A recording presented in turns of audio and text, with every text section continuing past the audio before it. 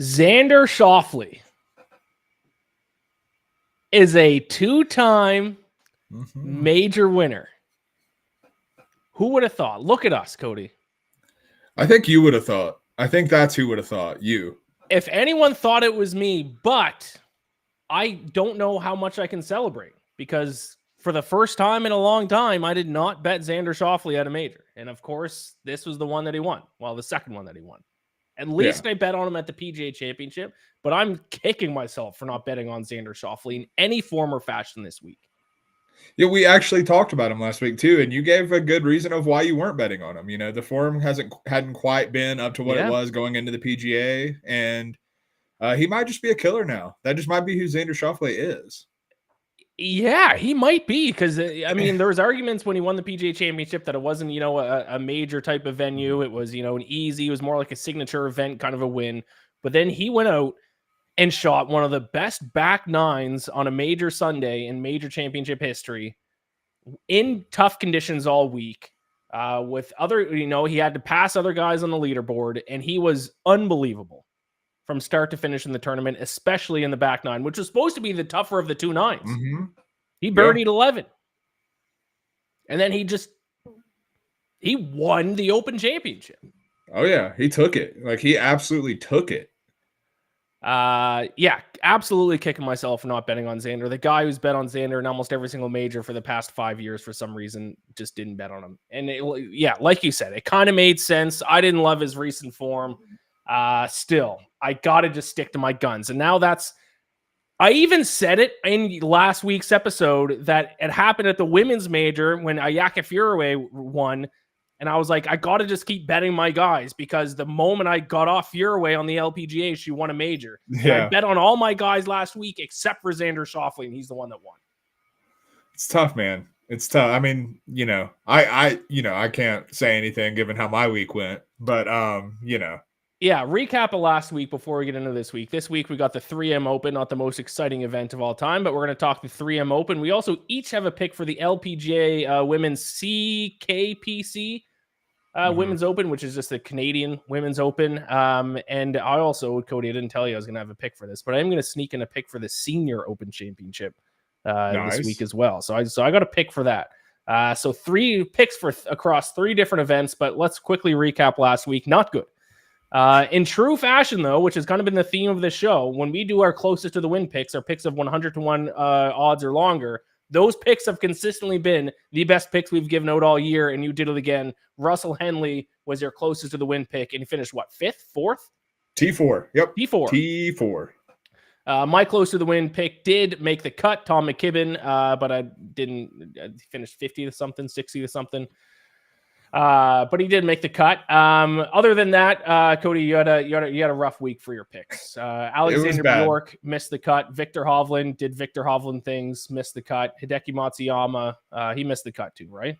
No, he made the cut. I think he finished I think he finished outside of the top 60, but he made the cut. Morikawa, who we both liked, he was kind of hanging around all week, but then just never made a move. I mean, it wasn't I wouldn't call Morikawa a bad pick. I think, no. But that's kind of been his kind of MO at points this season. He's just hangs around, but just doesn't make the move he needs to make to win an event. I did cash Alex Noren, top 10, all reliable. Alex Noren did come through, top 20 came through for me with that. Aaron Rye, who was the most popular dark horse pick out there, of course, didn't do anything. Did he missed the cut, right? No. I believe so, yeah. Tony Finau missed the cut, my top 5 pick. Tyrrell Hatton, my pick to win, missed the cut. So the best thing I did, I don't know if you saw me tweet this out, Cody. I'm in a pool for each of the 4 majors. I joined a pool, a bunch of people from back home, 1,500 people. It's $25 to enter, and it's you pick out of groups. And after round 2, I had the solo lead, and winner gets $13,000. And of course, because I told people about it, because I tweeted it out, I finished 1 stroke outside the money and 3 strokes outside, finishing winning $2,500. Oh my god! I wouldn't have won. The guy who won ended up running away with it. He had basically the perfect lineup. The bottom guys killed me though, because Nikolai Højgaard killed me. So I had Nikolai Højgaard's. Actually, it ended up being Phil Mickelson's score. So I had a plus 11 that had to be counted, which just killed me. That was a tease. Heading into the weekend, thinking I had a legitimate shot at least winning a few grand, and then just didn't work out for me. So, and then you also had the live bet on Billy Ho, which was that's true. looking Live quite bet. good. Yep, 30-1 on Billy Ho. I thought I did a good hedge heading into Sunday, betting on Scotty Scheffler. Hey, as much as a Xander guy as I am, I didn't back my boy at any point this week. Not a live bet, not a pre-tournament bet. I didn't even pick him in my pool. The pool lineup would have helped. I had Xander softly in it. Didn't even pick him in my pool. So I don't even know if I can, take credit as a Xander guy. I abandoned him when he needed me the most. I mean, when I didn't abandon my guy, Victor Hovland, he played some of the worst golf I've ever seen. Yeah. So, all right, let's move on to the 3M Open. This event does hold a special place in my heart. I did cash Cameron Champ at 100-1 here a few years ago when he won in 2021, I believe was the year. So I do like this event for that reason. Let's see if I can hit another big winner. Even though, well, we'll get into it. All right, and then next week is the Olympics. And I believe we are going to do a show for the Olympics, but I guess we should have talked about this before we went live. We're doing it Monday, though, I think, Cody, right? We are doing it Monday. Yes, okay. I'll be on a plane to Boston on Tuesday. So time yet to be confirmed for Monday. We got to figure that out, but Green on the Greens will be doing an Olympic show next week. It'll just be on Monday at some point. All right. I should have figured that out this morning. I didn't. All right, let's get into our picks for the 3M Open, and then we'll move on to the Canadian Women's Open and my pick for the Senior Open as well. Top 20. As always, top 20, top 10, top 5 are pick to win, and then our closest to the win picks. Let's start with top 20. Who do you got this week? Yeah, I got Johnny Vegas at plus 240 to finish inside the top 20.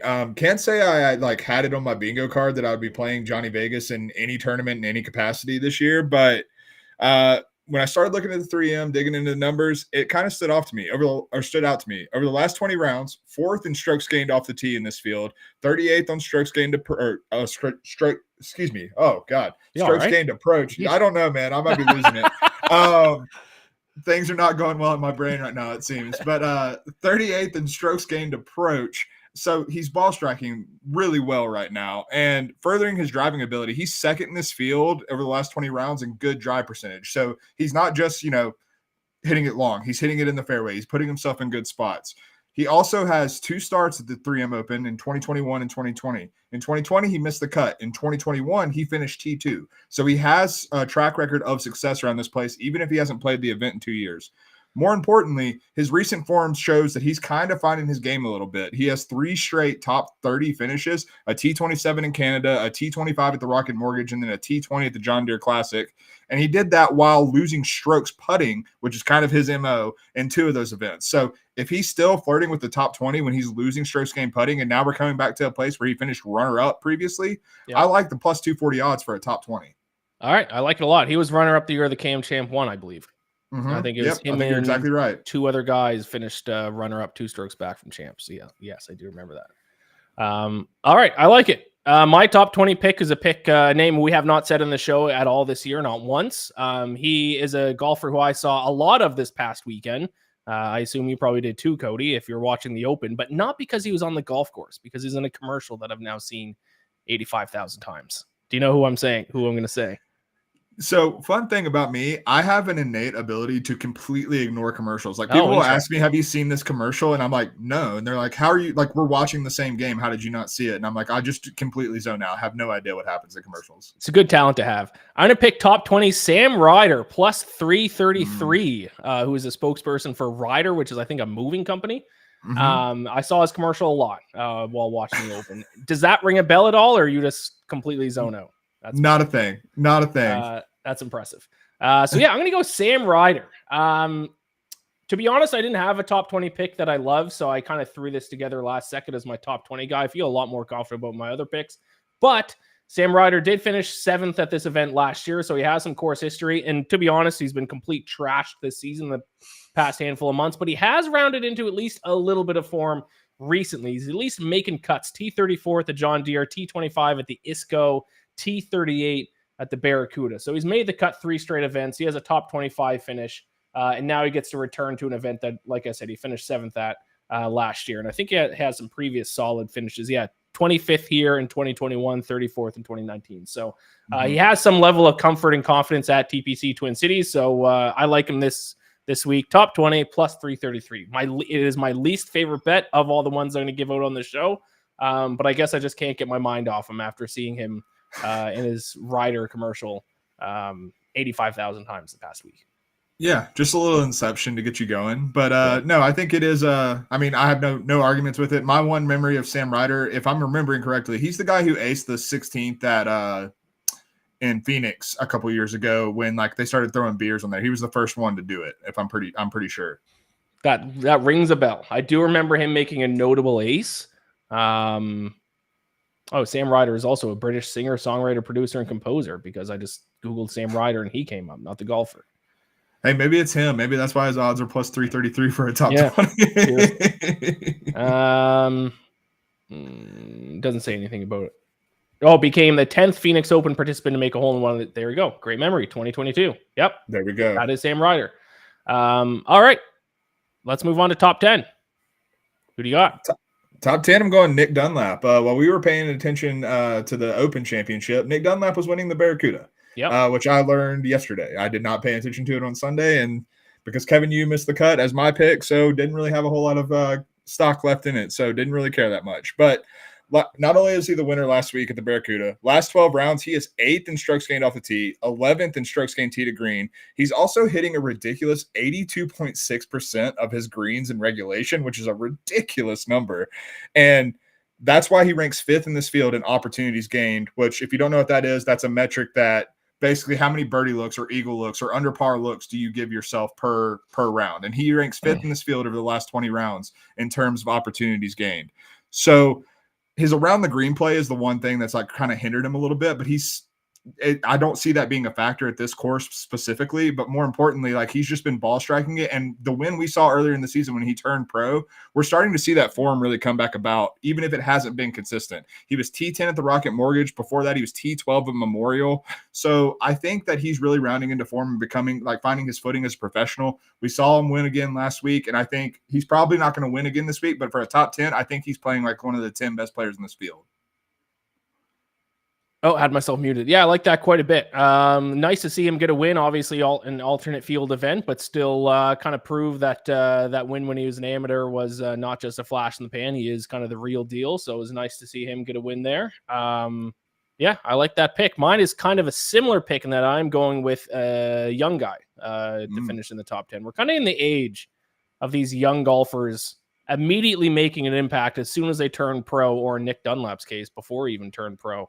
Yeah. So I'm going with a guy who we've mentioned on the show in the past who has recently gone pro. I'm going to go Neil Shipley, top 10, plus 550 this week. You look at the previous winners of the 3M Open, a lot of long drivers, obviously Cam Champ, Tony Finau, Matthew Wolff when he won this event the first year that it existed. Really, everyone except for Lee Hodges last year, who has won this event, has kind of been a long driver. Neil Shipley certainly fits that bill. He's played fantastic when he has played so far this season. Obviously, T26 at the U.S. Open, T20 at the Rocket Mortgage, T6 at the ISCO. I think, if there's a young golfer, I think that you want to buy some stock in right now, who still, like, the betting market hasn't adjusted, in my opinion, to how good he is. I think Neil Shipley might be that guy. I sprinkled on him to win a little bit as well at 80-1. But I like him a lot more top 10, or even if you want to, go a little bit more conservative, top 20. But in a pretty weak field, I think this is kind of the time you want to invest in these kind of high upside kind of young guys. And I think Neil Shipley, especially with his style of play, his length off the tee, certainly fits the bill here. I think you're exactly right. I think this is the perfect opportunity to go after some of these young guys. Some have more value than others. And I think Shipley, you're right. The value, I agree with you completely. The value hasn't really the betting markets haven't caught up to the value that he offers right now, because when he plays well, he plays really well. He doesn't, he's not like a dude who's finishing T35 and that's playing well for him. That's not kind of what he's been doing. I mean, he's played in 4 PGA Tour events now since the U.S. Open. He's only missed the cut in one of them. And the 3 others, T20, T6, and T40 last week. And last week, he actually gained 1.83 true strokes with his approach per round, but just couldn't hit a putt. Lost almost 2 strokes around with his putter. So, if he can, sink a few putts and keep that level of approach play up, he's going to be in a good spot this week. All right, let's move on to top 5. Top 5, I'm going with your boy, Adam Hadwin. Love it. 9-1. Yeah. We talked about it before. I think earlier in the season on this show, it might have been even at was it the Memorial where he ended up finishing solo third that you had him in something? Yeah, I think it was my closest to the win pick. That's what it was. Exactly. Yeah. Oh, yeah. Okay. But we've talked about it. Whenever Adam Hadwin pops, you really don't necessarily see it coming. And like the results outside of that solo third at the Memorial have not been anything other than mediocre. But he has, and his last two starts at the 3M Open have been not great, a miscut and a T38. But his two starts prior in 2021 and 2019 were a T6 and a solo fourth. So he's played this course extremely well previously. And even though the finishes haven't been great, the numbers still are pretty solid. 30th in strokes gained approach over the last 20 rounds, 12th in par 5 scoring, 22nd in birdie or better gain percentage. He's giving us up opportunities and he's converting them. This is a birdie fest. Like there's no two ways about it. This is a place where you have to go low. Adam Hadwin's been putting himself in position to put scores on the board. Now, I do worry about the driving. He hasn't been driving the ball particularly well or accurately, and he's not a long driver, so that's not a great combination. But I do think that his good feels that he's had previously around this place, the way we've seen Adam Hadwin pop, I think a top 5, I'm going to get a little bit aggressive in this type of field and look for someone who I think is maybe being a little undervalued. And I think Adam Hadwin, with his talent at 9-1 and the ability that we've seen for him to pop, I think there's a lot of value in that number. Yeah, I took a hard look at Adam Hadwin. So, yeah, I like that pick quite a bit. I did not end up going with Adam Hadwin, but yeah, no arguments for me for that pick. I'm going with another golfer that we have not mentioned this guy's name once all season. We're getting a little aggressive here. He's 10-1 to finish in the top 5, and that's Sam Stevens. Oh, yeah, I gave Stevens a hard look too. Oh, I love it. Very long off the tee, and like I said earlier, previous winners, most of them have been kind of long off the tee. He's 32nd on the PGA Tour in driving distance, and he's played some pretty decent golf of late. T10 at the Rocket Mortgage, T34 at John Deere, T29 Barracuda last week. But most notably, he finished T10 at this event last year. So, you know, in this kind of field, this is what we're kind of looking for. We're looking for guys who, you know, have some value in the betting market, who have shown they can play this course well, who are a good course fit, and have at least a little bit of a decent recent form. T14 at the Canadian Open in June. So, I mean, he hasn't missed the cut since the Charles Schwab Challenge in May. So he's at least making cuts. He's putting himself in position a little bit in a weak field, long driver off the tee. I think we're getting some value on Sam Stevens. Agreed. Everything you just said, I'm 100% on board. Like I gave him a very hard look for a top 10 or a top 5 play this week. So right. I'm glad one of us is taking him. We're in lockstep today. I will say your pick to win is a golfer I did not look at this week. So I'm interested to hear what you have to say about him. Yeah, that's Luke Clinton. I believe he's still an amateur. He has not turned pro yet, if I'm not mistaken. So it would be the second amateur to win on the PGA Tour this year. Am I getting swept up in the hype train? Probably. I do that. I'm very accustomed to that. But I do think was this the guy who was like the favorite a couple weeks ago at the ISCO, was it? Yes, yeah, exactly. Right. That's him. And, you know, you talk about long hitters. Over his last 12 rounds, he's averaging 315 yards off the tee. He absolutely murders the ball. But the numbers, the strokes gained metrics really back up how well he's been playing. Last 20 rounds that are measured, strokes gained off the tee, he is first. Birdie or better gained percentage, he is first. He's also 11th in strokes gained approach, 13th in par 5 scoring, and 3rd in opportunities gained. If you want to talk about a guy who hits it long, has been dialed on approach, and has just been putting himself in with opportunity after score, it's been Luke Clinton. He fits the long hitter bill. And I think that when you look at the similar type of fields that he succeeded in already this season, he was T10 at the Rocket Mortgage and T2 at the John Deere. He may be an amateur, but he can compete with these types of fields at the top of the board. So yes, the odds are a little bit shorter at 25-1 that I would probably like, but I think in terms of the talent that he's shown and in terms of the profile and how it fits TPC Twin Cities, I really can't. I don't see a real flaw in how he fits this course. All right, love it. We're sticking with a theme. We're going with a lot of young guys who can kind of bomb the golf ball. So yeah, I like it. All right, I've had a lot of kind of off the board picks so far. This my pick to win is not off the board. He's probably going to be one of the more popular picks this week. I'm going to go my pick to win, Akshay Bhatia. Statistically speaking, he is the second best golfer in this field. If you just look at total strokes gained this season, he ranks 10th on the PGA Tour. The only one in this field who ranks better than him is Tony Finau at 8th. So who would you rather bet on? The 8th ranked golfer in total strokes gained at 10-1, or the 10th ranked golfer in strokes gained 22-1? I would obviously go with the 22-1, a little bit better value there. And yeah, this is a field of a lot of, unknown guys. It's not a lot of big name guys. So kind of my strategy at these kinds of events is to bet on a lot of guys like the Neil Shipleys, the Sam Stevens. But at the end of the day, there are like a few golfers that are clearly more skilled and talented than the rest. And there's a decent chance one of those guys ends up winning it. And I think Akshay Bhatia certainly has a great chance to do that. He didn't miss the cut at the Open. A lot of people like Bhatia at the Open. I did not. I think especially at the Open, experience is huge, especially playing in those kinds of conditions. He obviously doesn't have that experience. But before the Open, posted some fantastic results. T22, T16, T5, and T2 were his last 4 starts before the Open. Obviously, he's a fantastic ball striker. Now, he hasn't played this event in the past, so this will be his first time playing at TPC Twin Cities, which is a little bit concerning. But still, at 22-1, you can get the second best golfer in the field this season at 22-1. That's a pretty good bet, in my opinion. I think you should be more like, high teens, like 16, 17, 18. So, I'll take Bhatia at 22-1. Yeah, the fact that Sam Burns is 18-1 and Akshay Bhatia is 22-1, that doesn't quite compute with me. So there's definitely some value there. I do think like front to back this season, Akshay has been by far the best player in this field this season. Yep. So like I don't have any qualms with this at all. Yeah. Like I said, kind of an obvious pick, probably going to be a pretty popular pick this week, but sometimes the obvious bet is the right bet. So I'll go Bhatia and then look for some value in some of the other markets, as I mentioned earlier. All right, closest to the win. For those not familiar, we each pick a golfer at least 100-1 odds or longer. Whichever one gets finishes further up the leaderboard gets a point. I've already won the season-long competition. But of course, as soon as I locked up that win, you have now rattled off 2 straight wins. Too little, too late, unfortunately. But we're still going to give out some picks of at least 100-1 odds or longer. So who do you got this week?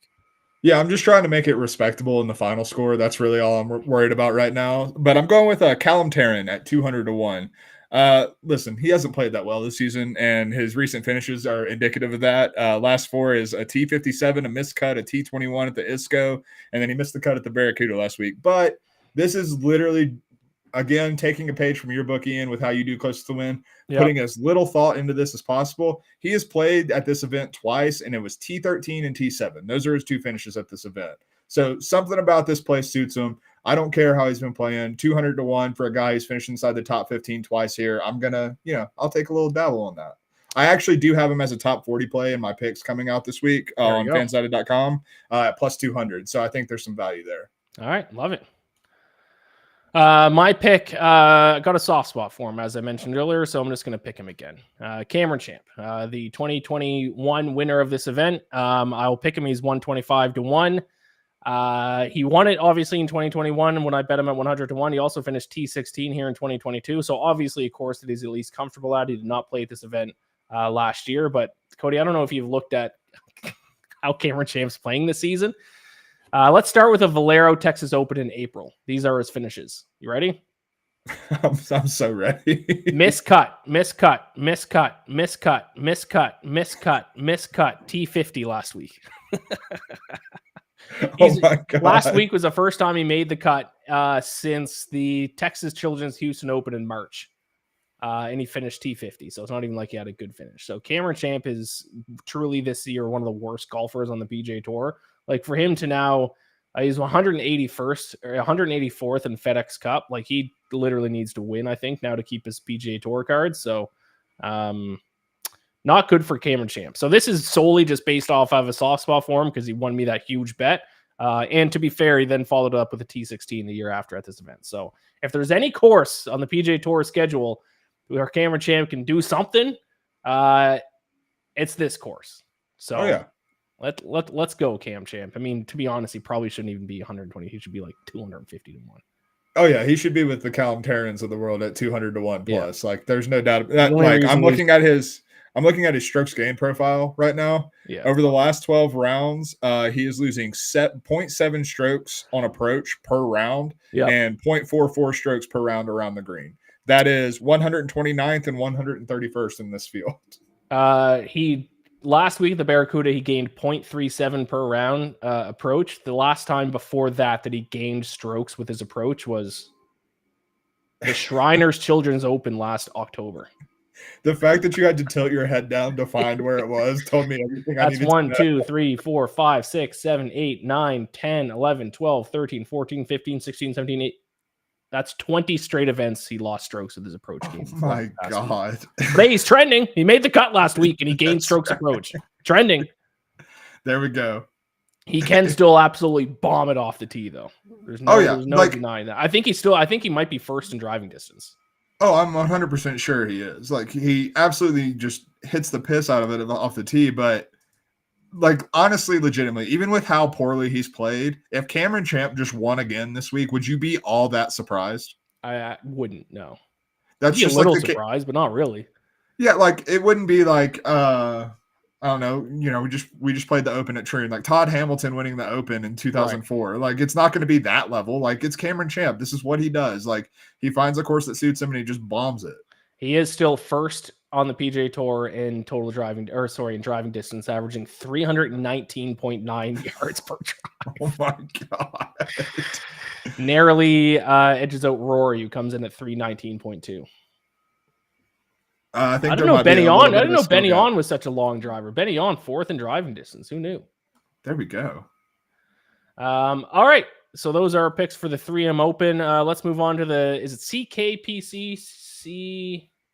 I think that's right. CPKC. I have it written in here backwards. It is the CP. That's right, because it's like a Canadian railroad company, and it was just CP, and then they combined with like a Kansas City railroad company, so now they're CPKC. See, I knew you had the right letters. I just didn't know what order they went in.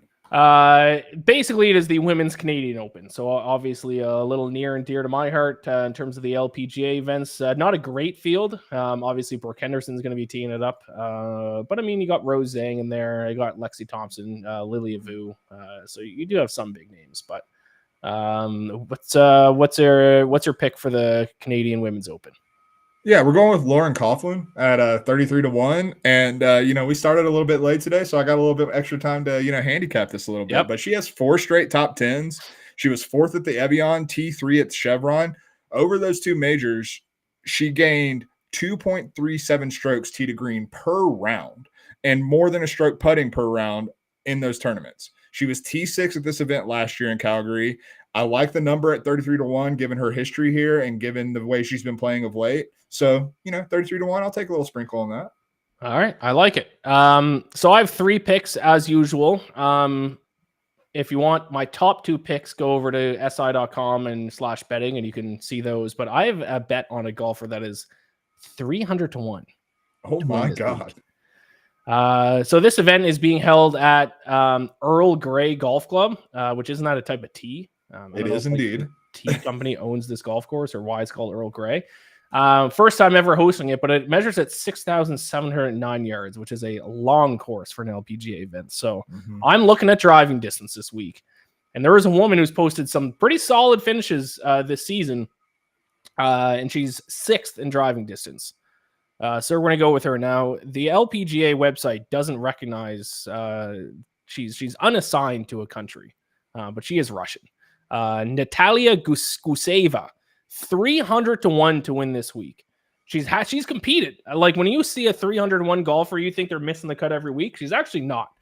3 top 20 finishes this season, a T6 at the JM Eagle LA Championship, which is a pretty strong field, if I remember. 6th in driving distance on the LPGA. So why not? At a long course like this, let's sprinkle 300-1 odds on one of the longest drivers of the golf ball on the LPGA. And like I said, if you're looking at a PGA Tour event and there's a golfer that's 300-1 odds, they definitely don't have 3 top 20 finishes, including a top 6 that season.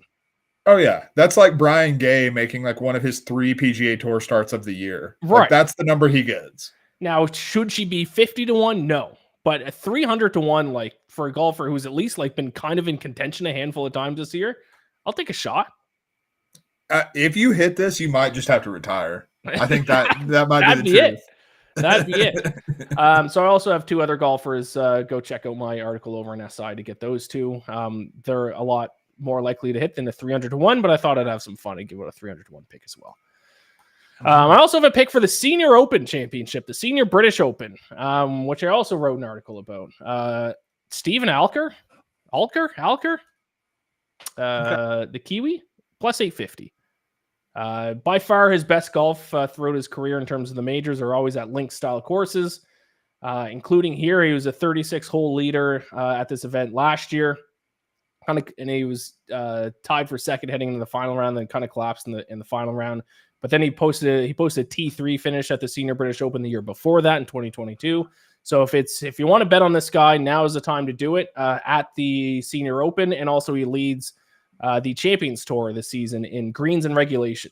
79.25% of greens, 2.97% better than the next best golfer. So it is at Carnoustie. You got to try to hit greens, especially if the wind picks up a little bit. Let's just take the guy who's had success at Open Championships and who also hits the green at a higher rate than anyone else. Also a senior major winner too. Won the senior PGA. So yeah, I don't hate it at all. All right, there you go. That's the show. Let's go Natalia Guseva. 300 Natalia. It'd be legendary if I win that bet. It would be unfathomable, unbelievable. Yeah. I would have to bow down to you on the next stream. Yeah, it would be something. It'd be big. I'm sure if they have top 20 market somewhere, you can probably even just bet her top 20 at a pretty good price. Let me see if this sportsbook has it, just to see if I can get. No. Usually. Oh wait, yes, we do. We have top 10 odds. Okay. 14-1 to finish in the top 10. How about that? I was about to say, are you placing that bet currently? I might have to. What were you going to say? Oh, yeah. Just one note for the 3M Open. DraftKings this week has top 20s with ties included. And if you want to have a little bit of fun, you can parlay them with the ties included. Ooh. Which, one of my picks I'll have coming out in the article is my top 5 and my winner pick parlayed for a top 20. Luke Clinton and Adam Hadwin at 5-1. So don't hate that at all. Love it. All right, that's the show. Thank you all so much for watching. Best luck with your picks this week. We'll be back next Monday at an undetermined time to talk Olympic golf at Le Golf National, I believe is the golf course, right? The one that hosted the Ryder Cup a handful of years back. That's right. Will Xander Schauffele win back-to-back gold medals? We'll find out. Most likely. Okay, bye.